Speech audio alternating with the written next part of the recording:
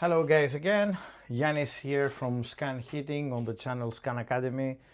Now we will deal one of the most interesting topic for me, which is the flame rectification, how that happened on the new boilers. It's a quite scientific way to describe, but I will do it as simple as possible because my background is electrical engineer as well.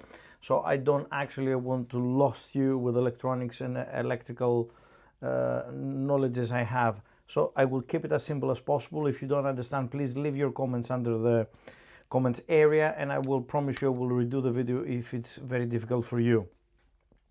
The only thing I would like to keep now is that as we mentioned earlier on, we have to make sure the first thing we have is the power to the boiler, the second is the confirmation of the central heating or hot water demand, then the fan or the pump runs.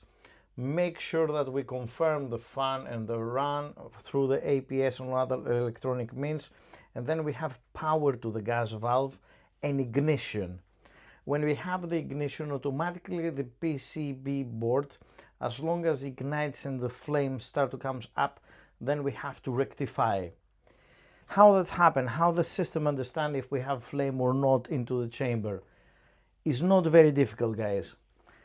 The PCB send an AC signal, let's say about, I don't want to go very deeply,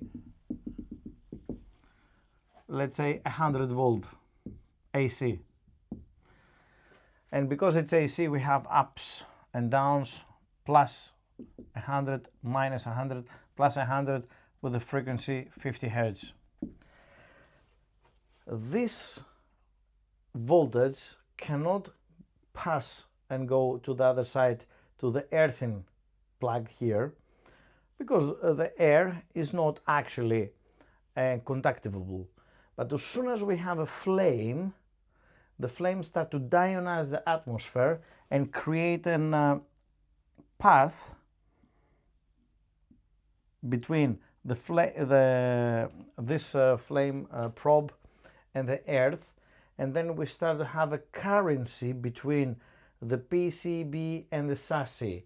And this currency the PCB can measure on milliamps, of course, or microamps sometimes. And as soon as we have this currency go through, then the PCB understand we have a flame. Because if the flame goes up, the conductive path disappear, if the flame disappear, and then the PCB understand we don't have microamps, then we don't have flame. One more time, we supply AC power to the probe, which is very close to the fire, and as soon as we have a fire here, fire flame anyway, with somehow, then we have a conductive path from the probe to the earth, because the atmosphere around the flame deionized. Deionized, in other words, create a lot of free electrons in the atmosphere, and the electrons can create the path to the earth. And then because we have closed circuit to the earth, we have a circulation current go through, and the PCB understand that current, he can measure the current, and according to these measurements understand if we have or not flame. And I would like to link this particular thing, the rectification, with the modulation as well. What is modulation? If we need, for example, to heat up the water very quickly because the system is very cold, the boiler is going to go up to the maximum efficiency. And in 10 minutes maybe go from 30 degrees the water to 65 degrees. If we reach the 65 and let's say we would like to maintain on 65, the boiler is not going to work on off, start stop only, but can work slowly just to maintain the flame inside and keep the temperature gently up to 65. How that works?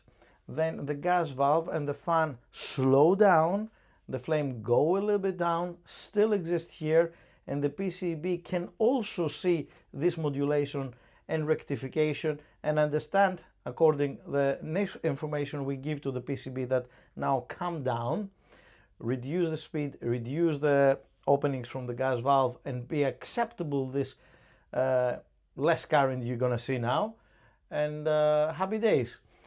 I keep here the input from the voltage of the probe. This is the input. The things we have here, it is like this, and the things we have like here is like this. The reason is the only thing can pass through is only the positive path, the parts of the AC current, not the minus gap. That's why we call actually rectification as well, because rectify, take the negative parts out and keep only the positives. Guys, I hope you like it. I hope I didn't do too much difficult, but if you have any questions or concerns, I will more than happy to help you. Please, if you don't mind, we try to create a video course.